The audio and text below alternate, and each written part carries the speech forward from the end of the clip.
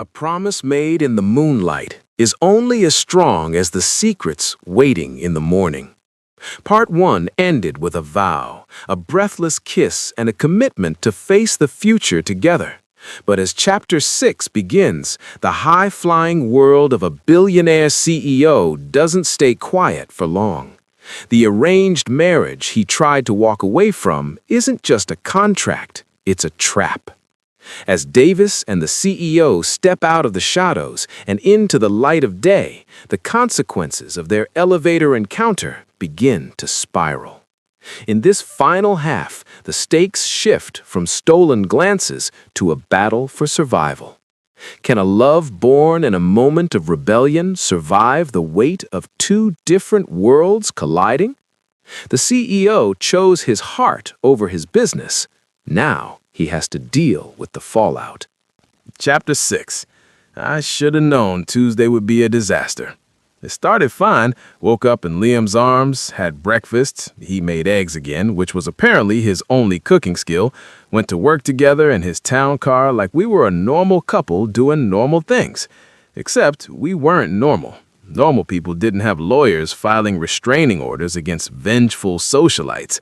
Normal people didn't have their boyfriend's security team doing background checks on their parents' neighbors. By 10 a.m., I was drowning in work that Marcus kept bringing me, reports to review, calls to screen, meetings to schedule. Apparently, being Liam's executive assistant meant actually assisting with executive things, which would have been fine except I had no idea what I was doing. Just initial here, Marcus said, pointing to a document. This authorizes the acquisition of a software company in Seattle. I stared at the number. $47 million? Small acquisition. Mr. Sterling does 3 or 4 of these a month. Marcus smiled. Don't worry, he's already approved it. You're just processing the paperwork. I signed, my hands shaking slightly. 4 days ago, I was filing documents and acquisitions. Now I was authorizing $47 million purchases like it was nothing. My phone buzzed. A text from an unknown number. Tick-tock, Ethan. 36 hours left to make your choice. See. My blood ran cold. Another text. Your mother has a doctor's appointment Thursday. Would be a shame if her insurance suddenly lapsed. I stood abruptly, the chair scraping against the floor. Mr. Miller, are you all right? Marcus looked concerned. I need to use the bathroom. I didn't go to the bathroom. I went to the stairwell, the one place in the building where I knew there weren't cameras, and called my mom. She answered on the second ring. Ethan, honey, this is a surprise. Is everything okay? Yeah, Mom. I wanted to check on you. How are you feeling? Oh, I'm fine. A little tired, but the new medication is helping. She paused. Actually, something strange happened today. The pharmacy called and said all my prescriptions are suddenly covered at 100%, no copays. They said some kind of trust fund is paying for it. Liam, he'd already done it. That's great, Mom. Ethan, do you know something about this?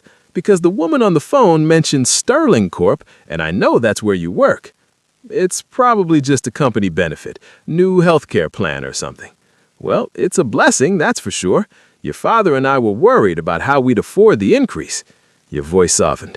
How are you doing, sweetheart? We saw all that news about Mr. Sterling. The whole neighborhood is talking about it. I'm fine, Mom. Everything's fine. You sound stressed. Just busy with work, new position, lots to learn. Well, don't work too hard. And Ethan, she hesitated, if you ever need to come home, you know you can, right? Your room is still here. My throat tightened. I know, Mom. I love you. Love you too, sweetheart. I hung up and leaned against the concrete wall, trying to breathe. Liam had protected them. He'd done exactly what he said he would. So why did I still feel like the walls were closing in? Because Chloe wasn't going to stop. She'd proven that with her texts. And Liam's protection only went so far. What if she found another way? What if she hurt them just to hurt me? My phone buzzed again. Another unknown number. I have photos of your apartment, the one in the Bronx. Your roommate Josh looks like a nice guy. Be a shame if something happened to him. No. She was escalating, threatening Josh now. My hand shook as I tried to call Liam, but it went straight to voicemail. He was probably in a meeting. Another text. You have one choice, Ethan. Leave NYC tonight. Take your parents with you. I'll even help you relocate. Or stay and watch everyone you love suffer. I slid down the wall, my chest tight. This was my fault, all of it. If I just stayed away from Liam that night in the elevator, none of this would be happening. The stairwell door opened. Marcus. Mr. Miller, I've been looking everywhere for, then stopped, seeing me on the floor. Are you all right? I need to talk to Liam, right now. He's in a board meeting. It's scheduled until noon. I don't care. I need to see him. Marcus studied me for a moment, then nodded. Follow me. He led me to the boardroom on the 47th floor. Through the glass walls, I could see Liam at the head of a massive table, surrounded by older men in expensive suits. His grandfather was there, too, looking angry about something. Marcus knocked once, then opened the door. Sir, I apologize for the interruption, but Mr. Miller needs to speak to you urgently. Every face in the room turned toward me. Liam's grandfather's expression was pure contempt. Liam stood immediately. Excuse me, gentlemen. We'll resume in 15 minutes. Liam, we're in the middle of... His grandfather started. 15 minutes. His voice was ice. Marcus, clear the room. I'd never seen people move so fast. Within 30 seconds, the boardroom was empty except for me and Liam. He crossed to me, his hands immediately finding my face. What's wrong? What happened? I showed him the text. I watched his expression go from concern to furious in the space of a heartbeat. She's threatening Josh now, I said, my voice breaking. She's threatening everyone I know. Liam, I can't let this happen. I have to leave. No. His grip tightened. Absolutely not. I don't have a choice. She's going to hurt them. She's not going to hurt anyone because I'm going to stop her. He pulled out his phone, dialed. James, it's Sterling. I need a security detail on an address in the Bronx. He rattled off my apartment address from memory. And I need another team on my parents' house in Queens. Anyone approaches, I want to know about it. Yes, immediately. He hung up and looked back at me. Done. Your apartment and your parents' house are both under surveillance. If Chloe or anyone connected to her comes within a block, we'll know. That's not enough. She's connected, Liam. She has money. She has debt. His voice was sharp. And I have her family's financial records. Every fraudulent loan, every forged document, every illegal transaction. He cupped my face, forcing me to meet his eyes. I told you I would protect you. I meant it. But what if... No. He kissed me, hard and possessive. No more what-ifs, no more fear. I am handling this. How? By having her arrested? That takes time, and in the meantime, then I'll make time move faster. He pulled out his phone again. Marcus, get me the FBI field office. Special Agent Chen. Tell him it's about the Westbrook case, and I have evidence. Yes, now. I stared at him. You're actually doing this. I told you I would. He was already dialing another number. Now sit down before you pass out. You look pale. I sank into one of the boardroom chairs, my head spinning. Liam paced by the windows, his phone pressed to his ear, and I heard fragments of conversation. Financial fraud spanning 7 years. Falsified loan applications to at least 4 banks. Yes, I can have the documents delivered within the hour. He wasn't bluffing. He was actually turning her family over to the FBI. For me. He ended the call and returned to where I sat, kneeling in front of me so we were eye level. The FBI is opening an investigation, he said quietly. By this time tomorrow, Chloe is going to have much bigger problems than revenge. She'll be too busy trying to keep her parents out of prison. Liam, this is nuclear. She threatened you. She threatened your family. His eyes were hard. What did she expect? That I'd just let her? Most people would try negotiation first. I'm not most people. He took my hands, and you're not most people's boyfriend. You're mine, which means you get the full force of everything I am when someone tries to hurt you. That's terrifying. That's love. He kissed my knuckles. Terrifying, obsessive, burn down the world love. Still want to leave? I looked at him, this impossible, dangerous, brilliant man who just sicked the FBI on someone for threatening me. No, I whispered. I don't want to leave. Good. He stood, pulling me up with him, because I'm not done yet. We're going to your apartment right now. You're going to pack up everything important. Josh is going to come stay at my place until this blows over. You can't just move my roommate into your penthouse. Watch me. I have 5 bedrooms. He can pick whichever one he wants. Liam was already texting someone, probably Marcus. And your parents, I want them out of Queens, somewhere safe. They're not going to leave their house because of some threats. They will when I explain that your son's girlfriend, ex-fiancé, is currently being investigated by federal agents for financial crimes and has been making terroristic threats. His smile was sharp. Trust me, they'll pack. This is insane. This is Tuesday. He kissed my forehead. Come on, let's go get your stuff before Chloe realizes how fucked she actually is. The ride to the Bronx was tense. Liam sat beside me, his hand on my thigh, his other hand on his phone, coordinating what looked like a small military operation. Security team is already at your building. 2 in the lobby, 2 outside. If Chloe shows up, they'll detain her until police arrive.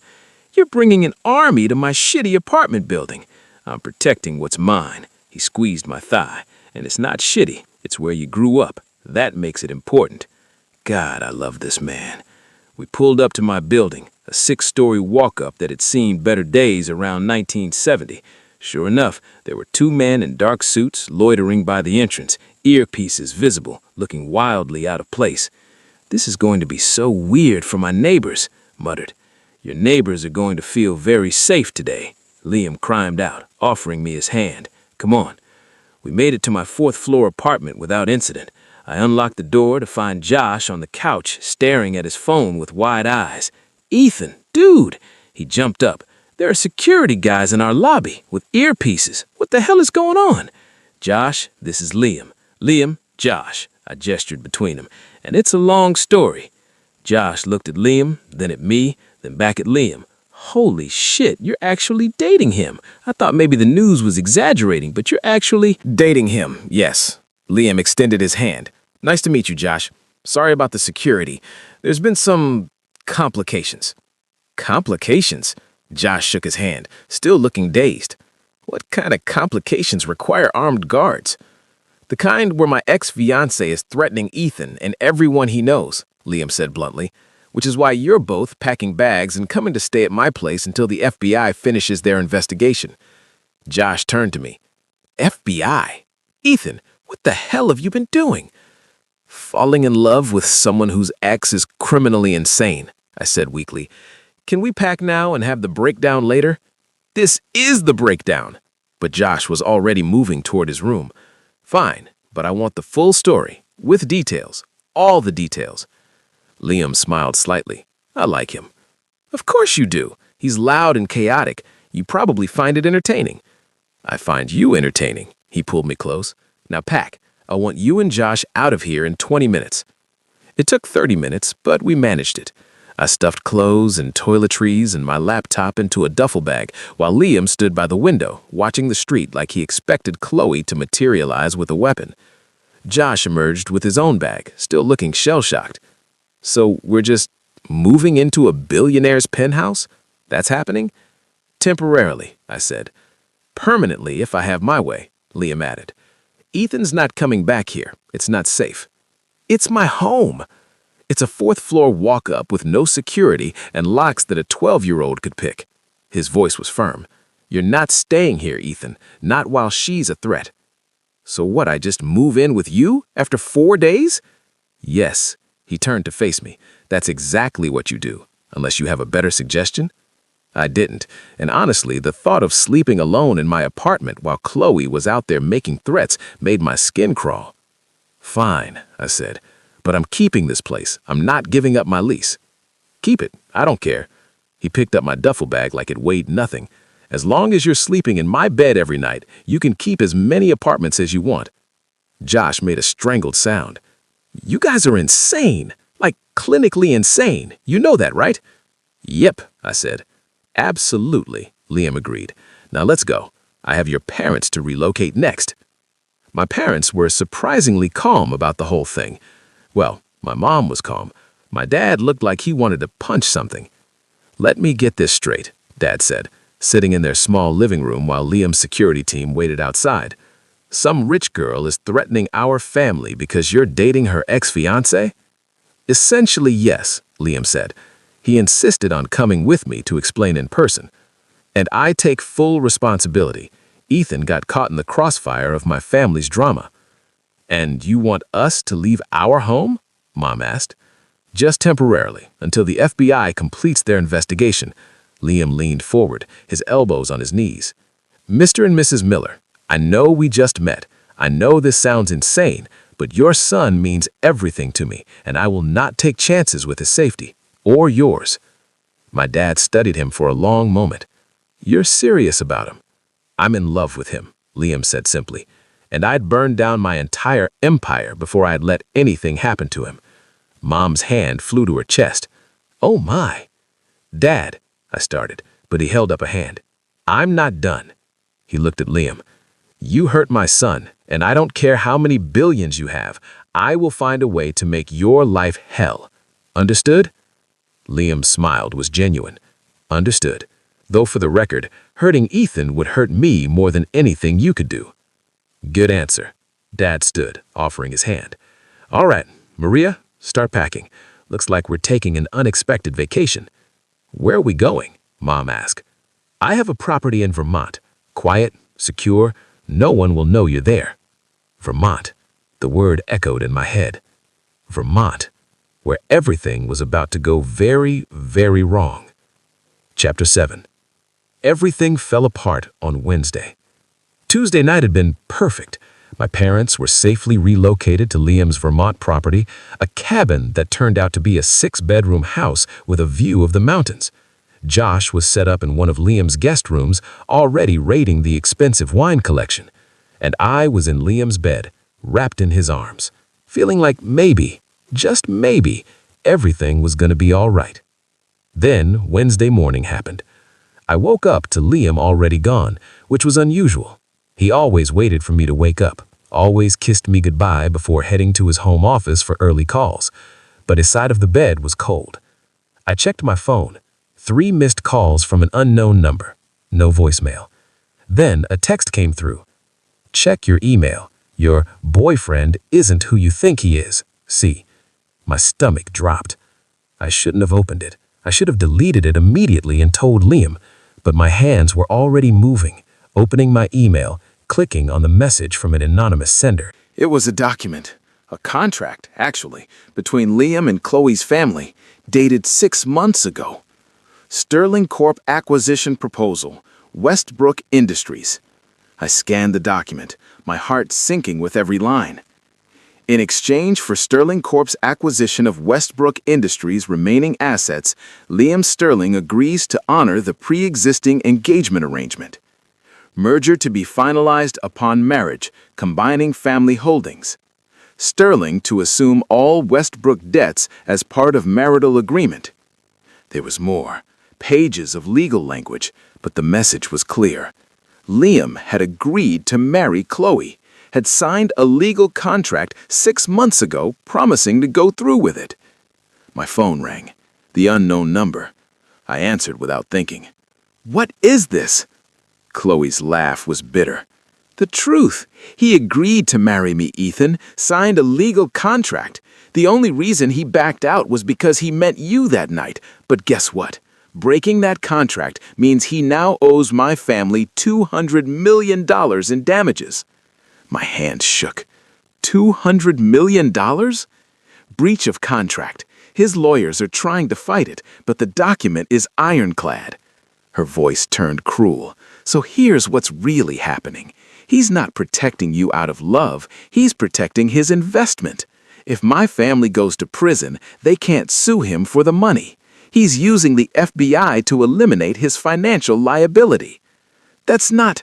He wouldn't... Come on, Ethan. You've known him for 5 days. You're a nobody from the Bronx. You really think a billionaire CEO fell in love with you? Or did he see an opportunity to get out of a bad deal? My chest was tight. I couldn't breathe. I'm sending you proof, she continued. Emails between Liam and his lawyers. They're discussing the Ethan strategy. How dating you gives him grounds to break the engagement contract. How your relationship is the perfect excuse. My email pinged. Another message. More documents. I saw my name. over and over again. The relationship with Miller provides necessary justification for contract termination. Public nature of the affair strengthens our position. Recommend continuing the relationship until litigation is resolved. No, this couldn't be real. He's using you, Chloe said softly. And when the lawsuit is settled, when my family is safely in prison and can't sue him anymore, he'll drop you like yesterday's trash. You're just a convenient excuse, a pawn in a billionaire's game. The phone slipped from my hands. I sat on the bed, Liam's bed, where he'd held me and told me he loved me, and stared at the documents on my laptop screen. It couldn't be true. Liam wouldn't. He chose me. He'd canceled his engagement, told his family to fuck off, come out to his entire company. But the documents looked real. The emails had timestamps, legal letterhead, everything. My phone buzzed. Another text from Liam. Meeting running long. Miss you. L. Miss me. Or miss his convenient excuse to get out of a $200 million lawsuit. Another text from Chloe. Your parents are in Vermont, right? A shame if they found out their son is being used. Or maybe they already suspect. Maybe that's why you moved them, so they wouldn't ask too many questions. No, she was twisting everything, making me doubt everything. But the documents. My phone rang again. Josh, from the guest room. Ethan? Dude, there's some weird guy in a suit asking for you. Says he's a lawyer. I didn't let him in, but he's insisting. I'll be right there. I pulled on clothes, jeans, a t-shirt, not the expensive stuff Liam had bought me, and walked to the penthouse entrance with my heart hammering. A man in his 50s stood in the hallway, briefcase in hand. Ethan Miller? Who are you? David Chen. I'm an attorney with Westbrook Family Services. He offered a business card I didn't take. I'm here to deliver a formal notice regarding the breach of contract lawsuit against Liam Sterling. I have nothing to do with that. Actually, you're named in the suit as the reason for the breach. He pulled out another document. You're being called as a witness. The court wants to establish the timeline of your relationship with Mr. Sterling to determine if the engagement was broken in bad faith. My stomach turned. I'm not testifying against him. You may not have a choice. If you're subpoenaed, he paused, studying my face. Mr. Miller, do you know why Mr. Sterling's legal team has been so aggressive in pursuing criminal charges against the Westbrook family? Because they threatened me. Partially, but also because if the family goes to prison, they can't sue him for the $200 million. Convenient, isn't it? He set the document on the hallway table. I'm not saying Mr. Sterling doesn't care about you, but I am saying you should ask yourself what happens when the lawsuit goes away, when you're no longer useful. He left. I stood in the hallway staring at the document, my mind racing. Josh appeared beside me. Ethan, what's going on? I need to make a call. I called my parents. Mom answered, sounding happy. Ethan, this house is beautiful. Your father's already talking about teaching Liam how to fish. Mom, I need you to pack up now. What? Honey, what's wrong? I can't explain, but I need you and Dad to leave Vermont. Today, right now. Ethan, you're scaring me. Please, Mom. My voice cracked. Please, just trust me. Pack everything. I'm going to send you money for a hotel. Just get out of there. Silence. Then, okay, sweetheart. We'll pack, but you need to tell us what's happening. I will. I promise. Just leave. Now. I hung up and stared at my phone, at the emails, at the contract, at everything that suddenly felt like a lie. Maybe Chloe was right. Maybe I was just a pawn. Or maybe she was manipulating me. Maybe the documents were fake. Maybe... My phone buzzed. Liam. Finally out of this meeting. Heading home now. Can't wait to see you. L. I had maybe 20 minutes before he got back. 20 minutes to decide if I was going to confront him or run. Josh was watching me from the living room doorway. Man, whatever's happening, you look like you're about to do something stupid. I swallowed hard. I think I need to leave. Leave? Leave where? Here, NYC, all of it. I was already moving toward the guest room where I'd left my duffel bag. I need to get my parents and go somewhere Chloe can't find us, somewhere Liam can't. I stopped. Somewhere Liam couldn't find me. Was I really about to run from the man who told me he loved me, who'd protected my family, who'd held me every night like I was the most precious thing in his world? But what if it was all a lie? What if Chloe was right? Ethan, Josh followed me, you're spiraling. Whatever that lawyer said, whatever documents you saw, talk to Liam first. Don't just run. I can't. I was throwing clothes into the bag, my hand shaking. If I talk to him, he'll convince me to stay. He's good at that. He's good at making me believe. That he loves you? Josh grabbed my arm, stopping me.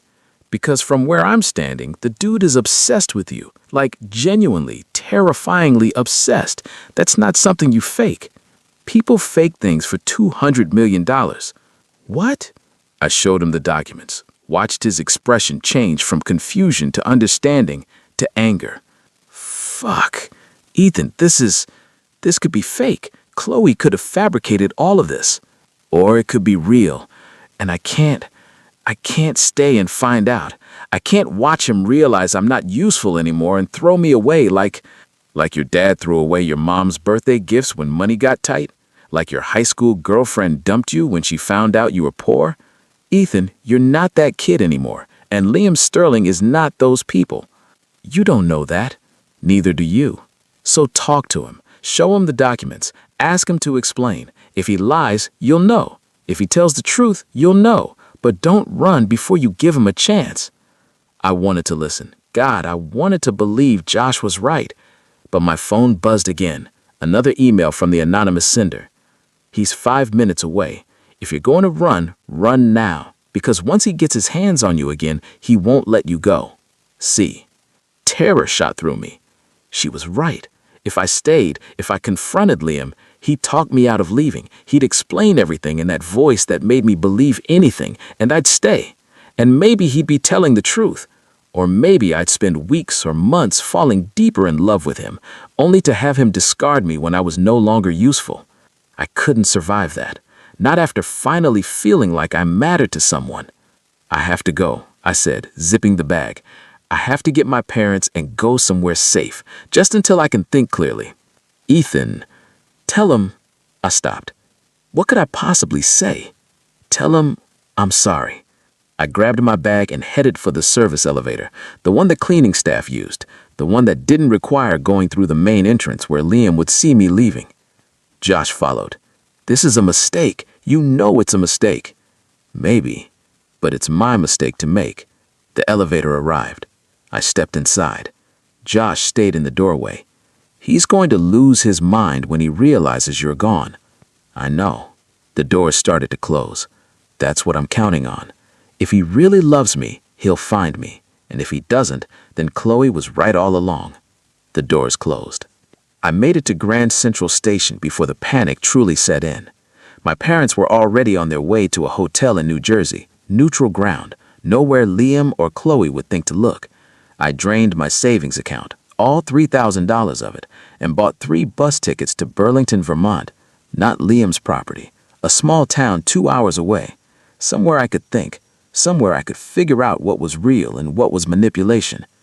My phone was exploding with calls. Liam, Marcus, even Josh. I turned it off. If I heard Liam's voice, I'd break. I'd go running back to the penthouse and beg him to tell me it wasn't true, that I mattered, that I was more than a convenient excuse. The bus pulled away from the station at 2:47 p.m.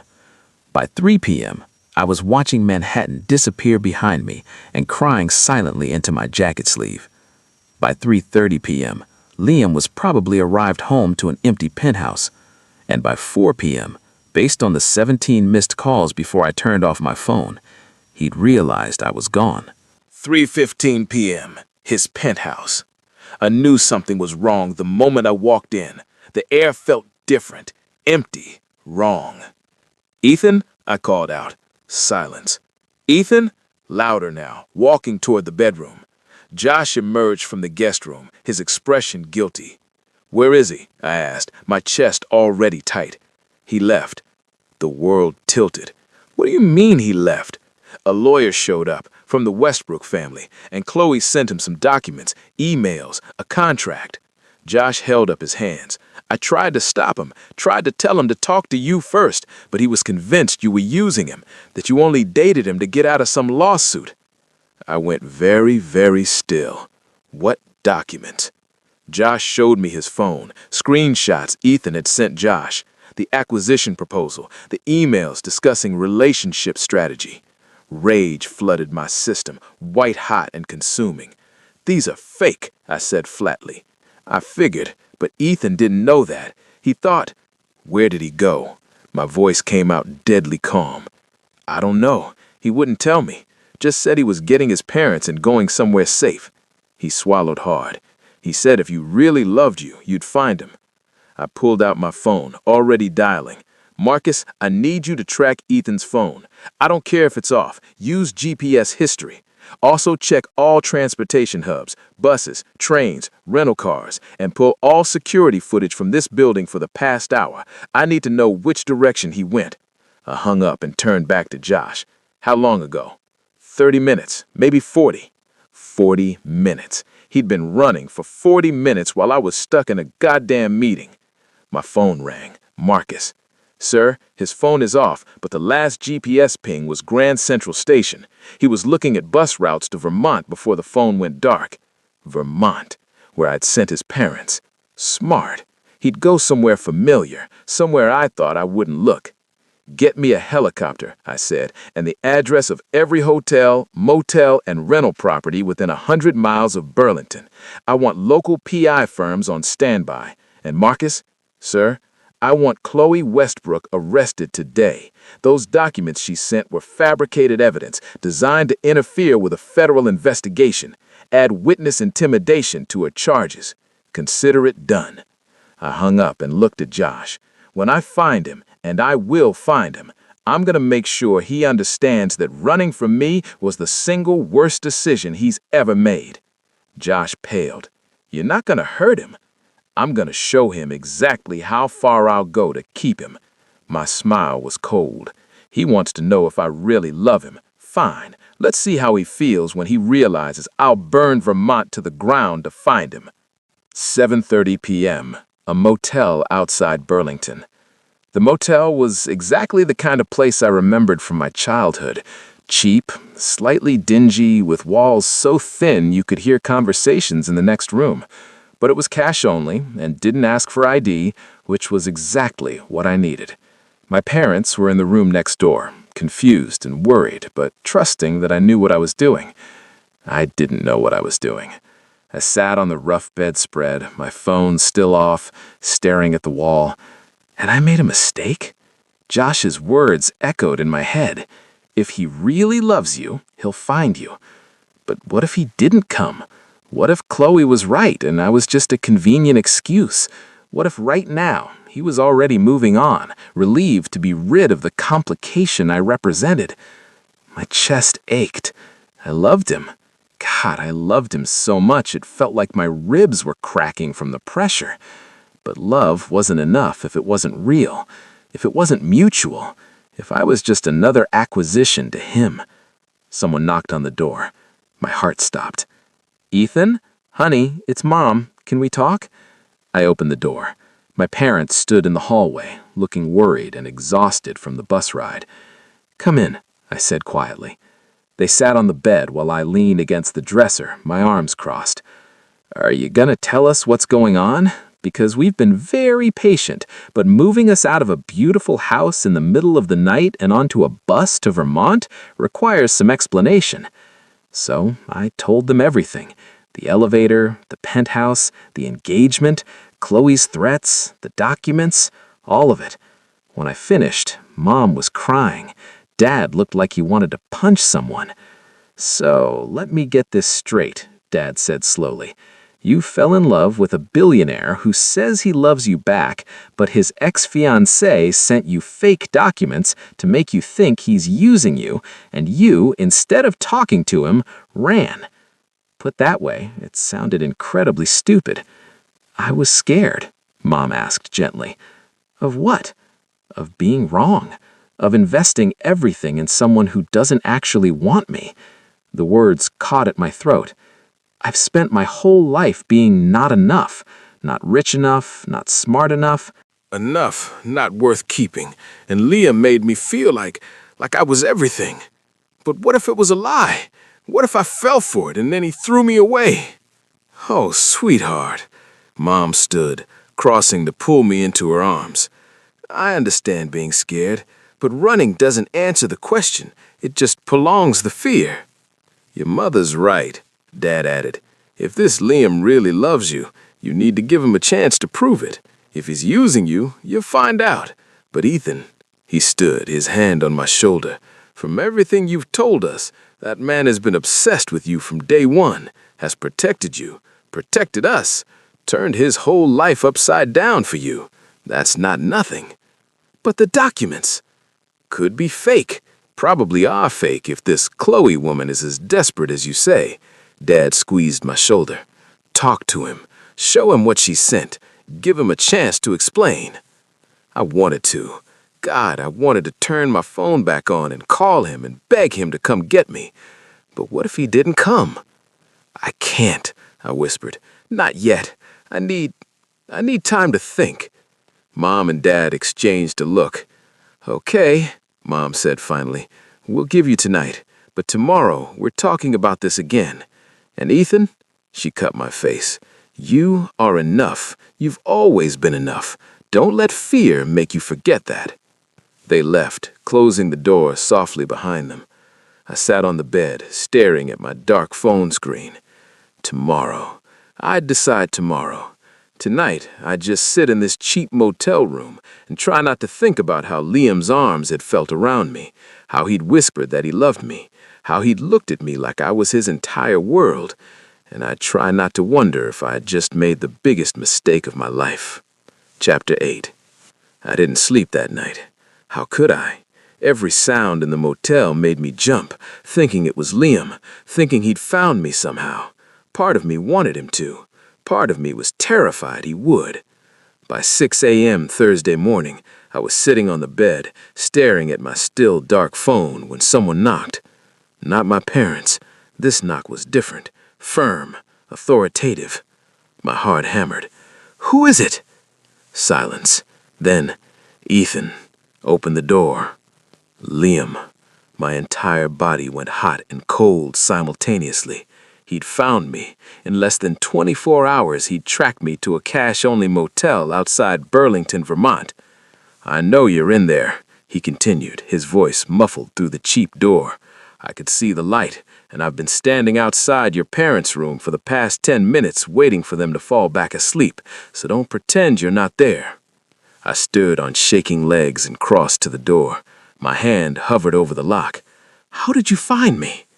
Credit card records. Your parents used their card at a gas station in Jersey. Traffic cameras picked up your bus. Local PIs checked every motel within 50 miles. His voice was strained, exhausted.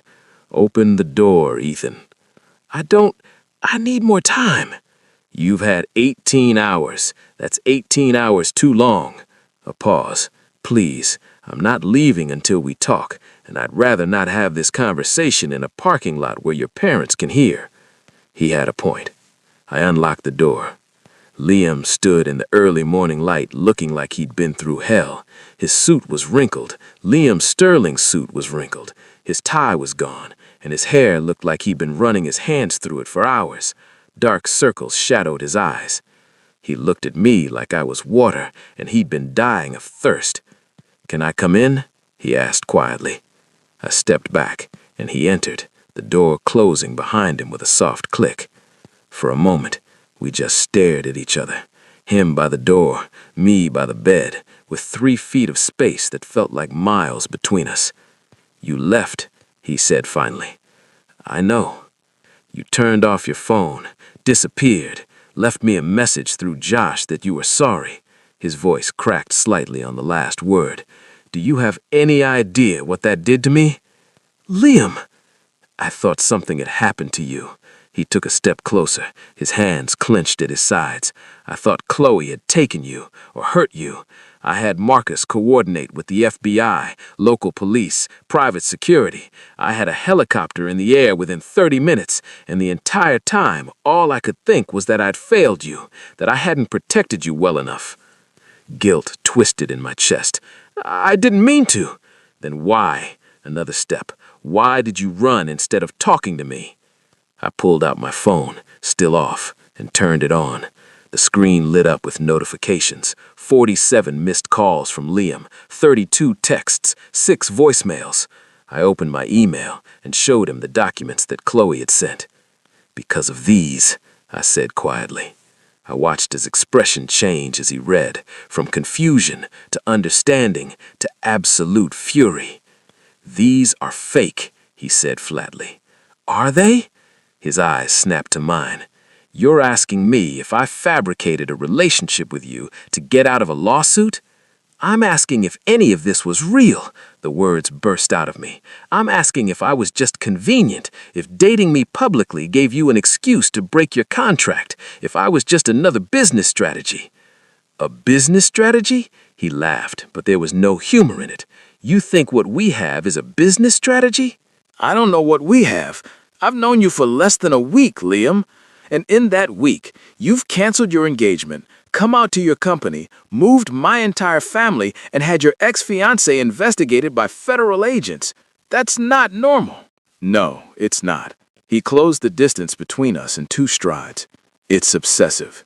It's excessive. It's completely fucking insane. But it's real, Ethan. It's the most real thing in my entire life. How am I supposed to believe that when he kissed me? Hard and desperate and furious, his hands in my hair, his body pressing mine backward until I hit the wall. It was anger and relief and terror all mixed together. When he finally pulled back, we were both breathing hard. That contract? He said, his forehead against mine. I refused to sign it. 6 months ago, when the Westbrook family tried to bind me legally to the engagement, I told them no. They had their lawyers drafted anyway, hoping I'd cave. I never signed. But the document is a draft, unsigned. Chloe or her lawyers added my signature digitally and sent it to you. His hands framed my face. And the emails about relationship strategy, those were fabricated. Yes, my lawyers are using our relationship as evidence that the engagement was coerced and not entered in good faith. But I didn't create our relationship for that purpose. The legal strategy came after, not before. I searched his eyes, looking for any sign of deception. How do I know you're telling the truth? Because I flew to fucking Vermont on 2 hours of sleep to find you. His voice broke. Because I've spent the past 18 hours losing my mind thinking I'd lost you. Because I love you, you stubborn, terrified, beautiful idiot. I love you. Tears spilled down my face. She said you'd get bored, that I was just a nobody you'd throw away when the lawsuit was settled. Then she doesn't know me at all. He wiped my tears with his thumbs. Because I don't get bored with you. I get more addicted. Every day I learn something new. How you take your coffee, what makes you laugh, the face you make when you're concentrating. And every day I fall deeper. That's not sustainable. You can't build a relationship on obsession. Watch me. His smile was sad. I know it's too much. I know I'm too intense. But Ethan, I've spent 32 years being controlled, being told who to be and what to want. And then I met you, and for the first time, I wanted something that was just mine. Not my grandfather's choice, not the board's approval, mine. I'm not a possession. No. You're a person I'm desperately in love with, who apparently doesn't trust that I mean it. He stepped back, running his hands through his hair. So tell me, what do I have to do? What proof do you need? I don't know, I whispered. Then let me show you. He pulled out his phone, made a call. Marcus, I need you to send Ethan the original contract drafts, the ones I refused to sign. Yes, all of them. And the correspondence with Westbrook's lawyers where I explicitly told them to fuck off. Everything. Send it now. He hung up. My phone buzzed almost immediately. A flood of emails from Marcus. I opened them with shaking hands. Email after email of Liam refusing the engagement contract, threatening to sue if they tried to enforce it, telling his own lawyers that he'd rather lose money than marry Chloe. The dates were all from months ago, long before he met me. "You really didn't sign it," I breathed. "I told you." He took my phone, gently set it aside. "I was already looking for a way out before that night in the elevator. You didn't give me an excuse to leave her. You gave me a reason to finally burn it all down." But the emails about relationship strategy were sent to me, not from me. My lawyers were proposing it as a defense. I never approved it. He showed me his phone, a response to his legal team dated Wednesday afternoon. "Our relationship is not a legal strategy. Do not refer to it as such in any further correspondence. If you can't defend me without using Ethan, find a different approach. L." Fresh tears fell. "Oh my God, I'm such an idiot." "No, you were scared. But Ethan, you can't run from me. I can't survive it. When I came home and you were gone, I thought I'd lost you. I'm sorry. I'm so sorry." I clung to him, my face buried in his chest. "I should have talked to you first. I should have trusted you." "Yes, you should have. Because I meant what I said. I love you. Obsessively, excessively, in ways that probably aren't healthy. And the next time you're scared, you come to me. You don't run." What if I hadn't run? What if Chloe had fabricated something worse? Then we would have handled it together. He tilted my face up. "That's what this is, Ethan. Us, together. Not you protecting yourself from me, not me handling everything alone. Together." "I don't know how to do that. I've always handled things alone." "Then learn." He kissed my forehead. "Because I'm not letting you go. Ever. So you'd better get used to having someone in your corner." "You're so dramatic." "About you? Always." He pulled back to look at me properly. "Now pack your stuff. We're going home." "What about my parents?" "Already arranged. My driver is picking them up in 2 hours to take them back to the Vermont house, the one I actually own, not this motel." "Seriously, Ethan, this place? It was cheap and didn't ask questions. You're dating a billionaire. Cheap is no longer a concern." He picked up my duffel bag, started throwing my scattered clothes into it. "From now on, if you need to run from me, which you won't, you at least do it in a 5-star hotel." "That defeats the purpose of hiding." "Good. Then don't hide." He zipped the bag closed, turned to face me. "I don't want secrets between us. I don't want you second-guessing this. So I'm going to say this once, and you're going to believe me." He took both my hands, his gray eyes intense. "I love you, Ethan Miller. Not because you're convenient, not because you're useful, not because you got me out of an engagement. I love you because you make me laugh, because you call me out when I'm being an arrogant ass, because you look at me like I'm just a man, not a bank account or business opportunity, because you're brave and kind, and you kissed me back in that elevator even though you had no idea what you were getting into." His thumbs traced the circles on the backs of my hands. "And yes, I'm obsessed with you. Yes, I'm possessive. Yes, I will probably scare you sometimes with how far I'm willing to go to keep you safe. But Ethan," his voice softened, "that's who I am. That's how I love. And I'm asking you to accept it, to accept me, all of me, even the parts that are too much." I was crying again. "You're definitely too much. I know. And you're probably going to drive me crazy. Probably. And I love you anyway." I pulled him close, kissed him properly. "I love you so much it terrifies me, because I've never had anything worth losing before." "Then don't lose me." He kissed me back, slow and deep and claiming. "Stay. Fight with me when I'm being impossible. Tell me when I'm being too intense, but don't run. Promise me you won't run again." "I promise."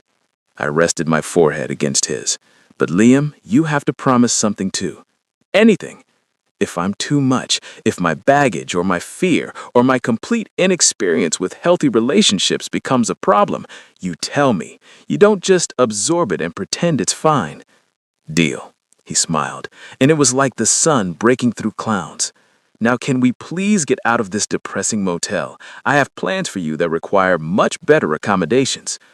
"What kind of plans?" His smile turned wicked, the kind where I remind you exactly who you belong to. Heat flooded through me. That sounds... A knock on the door interrupted us. My dad's voice. "Ethan, is everything okay? We heard voices." Liam's expression was pure amusement. "Should we tell them I flew here in a helicopter to drag you back to New York? Let's maybe leave out the helicopter part." I opened the door to find both my parents standing there in their pajamas, looking worried and confused. "Ethan?" Mom asked. Then she saw Liam. "Oh." "Mr. and Mrs. Miller?" Liam offered a professional smile despite his wrinkled suit and exhausted eyes. "Sorry for the early morning disturbance. I needed to speak with your son." Dad looked between us, taking in our red eyes and emotional state. "Everything okay?" "Yes, sir. There was a misunderstanding, some fabricated documents that made Ethan think I was using him." Liam's hand found mine, squeezed. "But we've talked it through, and I'd like to formally apologize for any stress this has caused your family." "Apologize by getting our son home safely," Dad said gruffly, but he was smiling slightly. "And maybe by being less of an idiot next time." "Dad," I hissed.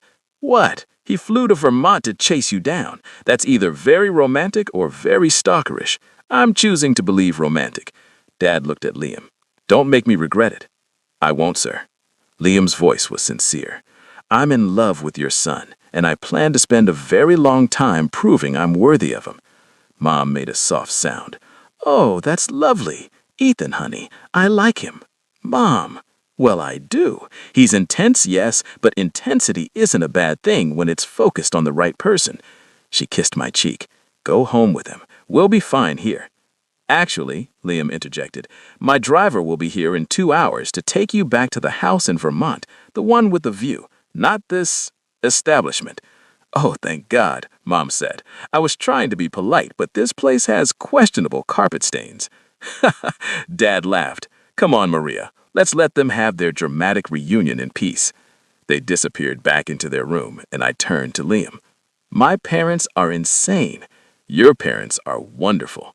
Now come on, helicopter's waiting." "You actually brought a helicopter." "You actually ran to Vermont. We're both dramatic. Now let's go home." The helicopter ride back to New York was surreal. Liam held my hand the entire time. His thumb traced patterns on my skin like he needed the constant contact to believe I was real. "What happens now with Chloe?" I asked over the sound of the rotors. "The FBI arrested her this morning. Federal charges for fabricating evidence and interfering with an investigation." His expression went cold. "She's going to prison, Ethan, for a long time." "And the lawsuit?" "Dismissed. The contract was never valid because I never signed it. My lawyers are also pursuing charges against her legal team for ethics violations." He squeezed my hand.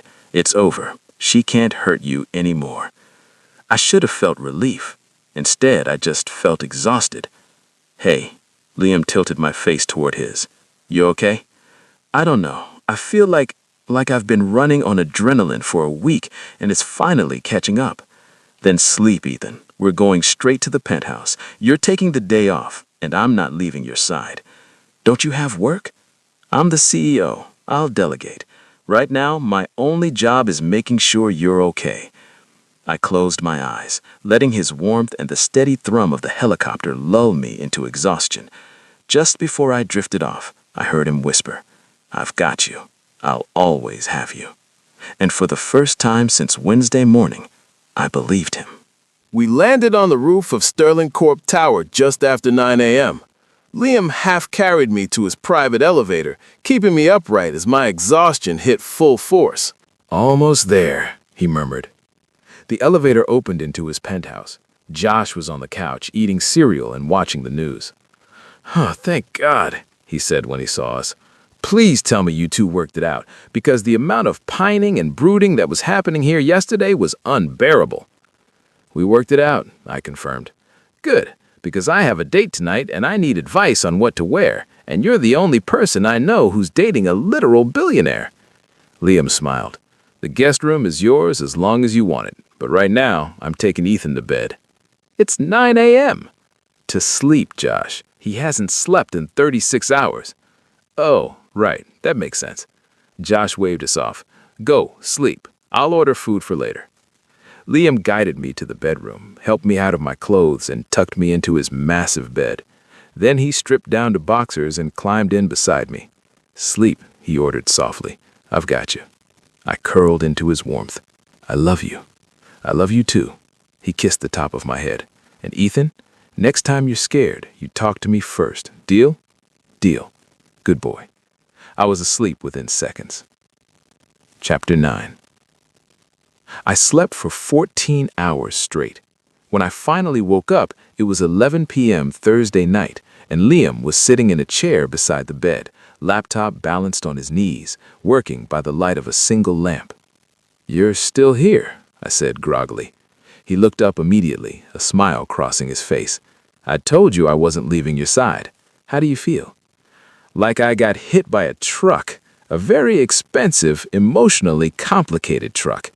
"That's fair." He closed the laptop and crossed to the bed, sitting on the edge. "Hungry?" My stomach growled in response. "I'll take that as a yes." He pressed the intercom button on the nightstand. "Josh, can you heat up the food Marcus brought earlier?" "Thanks." "You had Marcus bring food?"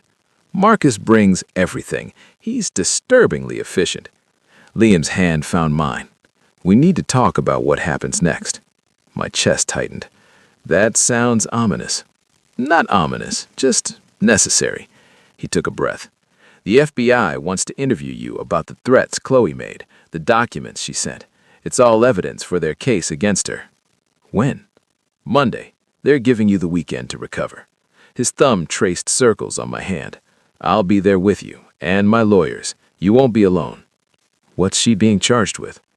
"Wire fraud, witness intimidation, interference with a federal investigation, and attempted extortion." His expression hardened. "If convicted on all counts, she's looking at 15 to 20 years. I absorbed that.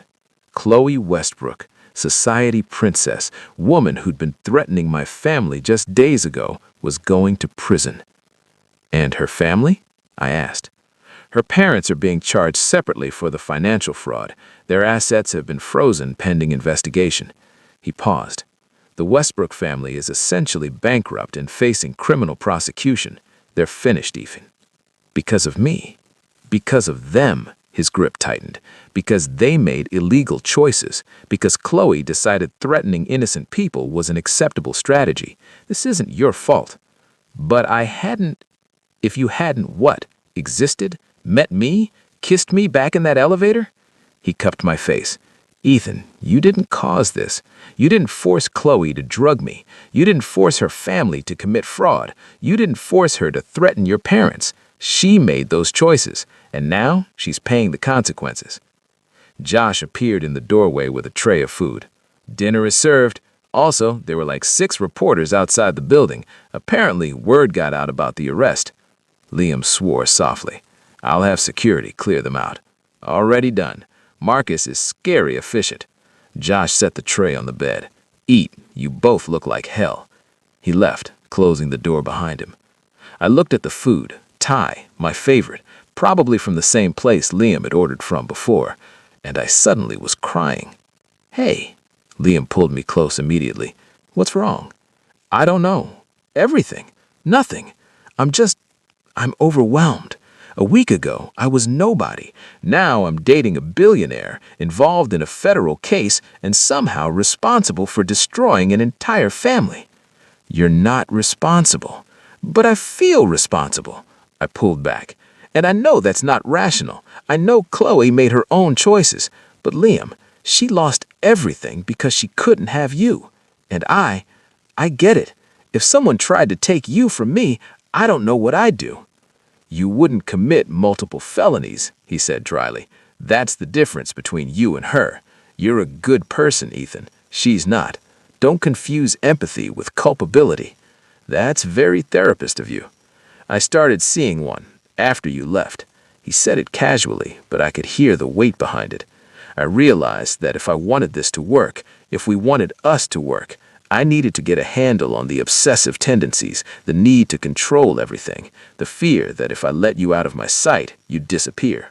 Liam, I'm not saying I'm going to change who I am. I'm still going to be intense and possessive and probably too much sometimes. You smiled slightly. But I want to learn how to be those things in a way that doesn't suffocate you, in a way that's healthy. My heart did something complicated.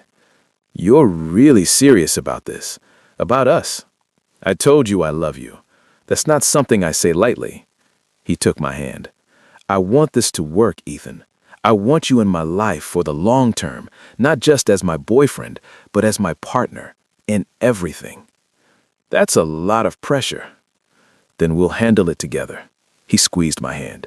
But I need you to talk to me when you're scared, when you're feeling overwhelmed, when the intensity gets to be too much. I can't read your mind, and I can't fix problems I don't know exist. I'm not good at talking about feelings. Neither was I until I met you, he smiled. We'll learn together.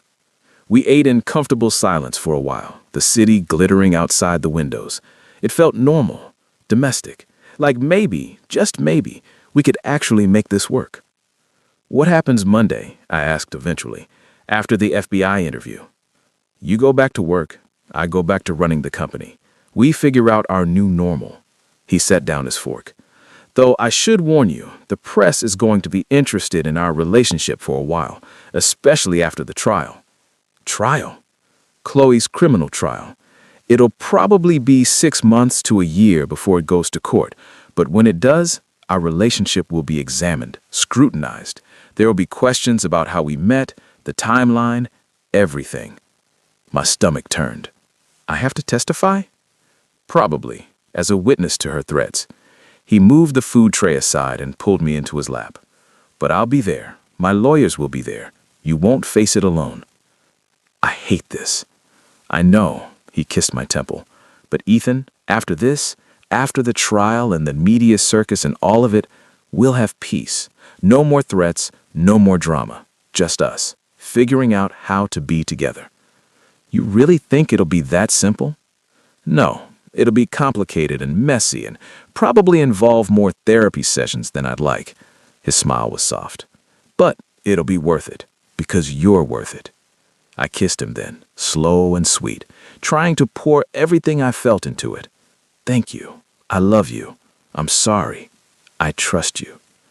When we finally pulled apart, he was smiling. Better? He asked. Getting there. I rested my head on the shoulder. Tell me something good. Something that has nothing to do with lawsuits or arrests or drama. He thought for a moment. Your mom called me today. I jerked upright. What? She wanted to make sure you were okay, and to thank me for the house in Vermont. His smile widened. She also told me that if I hurt you, she'd find a way to poison my food that would be undetectable and slow-acting. She did not.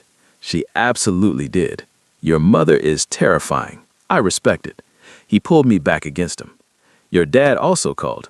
Wanted to know my intentions. Oh, God. I told him I intended to marry you eventually, when you're ready. He said, good answer, and hung up. My heart stopped. You told my dad you want to marry me? Eventually, when you're ready.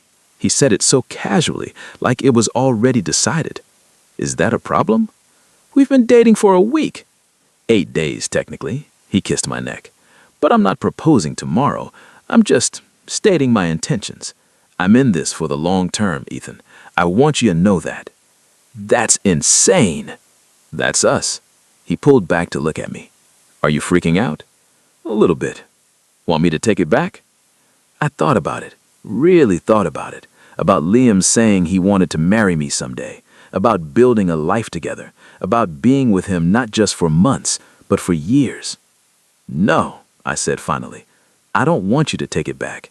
But maybe we could, I don't know, date for more than 8 days before planning a wedding? Deal. His smile was brilliant. So you're not running again. No more running, I promise. I kissed him. Even when you're being impossible. Especially when you're being impossible. That's when you need to stay and call me out. Now come on, we're taking a shower and then you're getting a proper night's sleep. Tomorrow, we start figuring out our actual life together. No more crisis mode. Just regular life? Regular billionaire life with excessive security and occasional media intrusion, he grinned. But yes, regular. 3 months later. The trial started on a cold Monday in February. I sat in the courtroom, Liam beside me, his hand gripping mine under the table as the prosecution outlined their case against Chloe Westbrook. Wire fraud, witness intimidation, attempted extortion. The charges were read one by one, each carrying years of prison time. Chloe sat at the defense table, looking nothing like the polished socialite I'd first seen. Her hair was pulled back severely, her face paled without makeup, wearing a simple suit instead of designer clothes. She looked small, defeated. When she met my eyes across the courtroom, I saw hatred, pure, burning hatred. Liam's hand tightened on mine. "You okay?" he whispered. "Yeah, and surprisingly I was. She can't hurt us anymore." "No," he agreed. "She can't." The trial lasted 3 weeks. I testified for 2 days, recounting the threats, the documents, the terror I'd felt for my family's safety. Liam's lawyers were brilliant, turning every question into an opportunity to demonstrate the calculated nature of Chloe's actions. When the verdict came in, guilty on all counts, I felt nothing but relief. Sentencing was set for 2 months later. The prosecution was asking for the maximum, 20 years. We left the courthouse to a sea of reporters and camera flashes. "Mr. Sterling, how do you feel about the verdict? Mr. Miller, are you satisfied with the outcome? Will this affect your relationship?" Liam's security team guided us through the crowd to the waiting car. Once inside, he pulled me close. "It's over," he breathed. "It's really over." "Yeah," I kissed him. "Now what?" "Now?" His smile was wicked. "Now I take you home and show you exactly how I feel about this being over." That sounds promising. That sounds like I'm not letting you out of bed for at least 24 hours. "Liam, we both have work tomorrow." "I'm the CEO. How delegate?" He kissed me deeply, thoroughly, possessively. "You're mine for the next 24 hours. No interruptions, no crisis. Just us." "Just us," I agreed. And for the first time since that night in the elevator, it really was just us. No threats hanging over our heads, no drama waiting around the corner, just two people figuring out how to love each other in all the messy, complicated, beautiful ways that came with it. 1 month later, March. "I have a surprise for you," Liam said one Saturday morning. I looked up from my coffee, suspicious. "What kind of surprise?" "The good kind. Get dressed. We're going out." 20 minutes later, we were in his town car heading toward Sterling Corp. "Why are we going to the office on a Saturday?" I asked. "You'll see." He led me inside the empty building, through the lobby where we'd first walked hand in hand to the elevator bank, the same elevator where everything started. "Liam, what?" He pressed a button. The doors opened. We stepped inside, and suddenly I was transported back to that night. The small space, the heat between us, the moment everything changed. 8 months ago, Liam said as the doors closed, I stumbled into this elevator drugged, angry, and convinced I was going to marry someone I hated. It hasn't been 8 months, it's been 4. Shh, I'm being romantic. He pulled me close. And then I crashed into you, this terrified file clerk with cheap soap and coffee on his breath, and in that moment, everything changed. "Liam, let me finish." He reached into his pocket. "You told me once that if I really loved me, you'd find me. And I did. I flew to Vermont. I tracked you down. I proved that I wasn't letting you go." My heart started hammering. "But I realized something over the past few months." He pulled out a small box, a ring box. "Ethan Miller, will you marry me?" The elevator hung suspended between floors, just like it had that first night. But this time, I wasn't terrified. I wasn't running. I was home. "Yes," I whispered. "Yes, you insane, obsessive, beautiful man. I'll marry you." His smile was incandescent. He slid the ring onto my finger, then kissed me like he was trying to memorize the moment, deep and claiming and full of promise. When we finally pulled apart, we were both crying. "I love you," he said, "so fucking much." "I love you too," I laughed through my tears, "even though you proposed in the same elevator where you were drugged and I almost got fired. This elevator is special. It's where I found you, where everything started." He kissed me again, "And now it's where we're beginning the rest of our lives." The elevator started moving again, carrying us upward. Where are we going? I asked. The roof. His smile turned mischievous. I have champagne waiting, and a photographer, and possibly your parents who I flew in this morning. You planned all this? I've been planning this for 2 months. He squeezed my hand. I was waiting for the trial to end, for the drama to be over, for us to have a moment of peace where I could ask you without anything hanging over our heads. You're ridiculous. I'm in love. He kissed my forehead. There's a difference. The elevator opened onto the roof where my parents were indeed waiting, along with Josh, Marcus, and a photographer. Champagne was set up on a table, city views stretched in all directions, and a banner read, "He said yes." You were pretty confident. I know you, and I knew you'd say yes, because what we have, it's forever, Ethan, whether you're ready to admit it or not. I'm ready, I said, looking at the ring on my finger, at the man beside me, at the life we were building together. I'm finally ready. Good. His arms tightened. Because I'm never letting you go. You're mine now, legally, officially, forever. Forever sounds perfect. Then it's a good thing we're just getting started. Epilogue. 1 year later. Ethan, have you seen my left pocket of your jacket? I called from the kitchen. The one you threw on the bed last night. I heard him rummaging. Then, found it. You're a genius. I've lived with you for 2 years. I know where you lose things. Liam appeared in the kitchen doorway, adjusting his cufflinks. What would I do without you? Lose every important document you own and probably your mind. He crossed to where I stood, making coffee, pulled me into his arms. Probably, but that's why I married you. Someone has to keep me sane. Debatable whether I'm succeeding at that. You're definitely succeeding. He kissed me thoroughly, making me forget about the coffee. I love you. I love you too. Now go before Marcus has a coronary. He left, and I heard the elevator ding as he departed. I stood in our kitchen, our penthouse, our home, and smiled. 1.5 years ago, I'd been nobody. Now I was CFO of Sterling Corp's Acquisitions Division, married to the man I loved, and happier than I'd ever imagined possible. My phone buzzed. A text from Liam. Already miss you. Can't wait for tonight. I'm taking you home and not letting you leave the bedroom. L. I texted back. Promises, promises. Try to focus on your meeting. E. Impossible when I'm thinking about you. See you at 6. I love you. L. Love you too. Now stop texting and run your empire. E. I set down my phone and finished my coffee, looking out at the city that had become home. It hadn't been easy. The past year had been intense. Therapy sessions, learning to communicate better, navigating the public interest in our relationship, dealing with the occasional reporter who still wanted the inside story on how we got together. But every day, Liam proved he chose me. Every day, I chose him back. And that obsessive, consuming, slightly insane love turned out to be exactly what I needed. The end.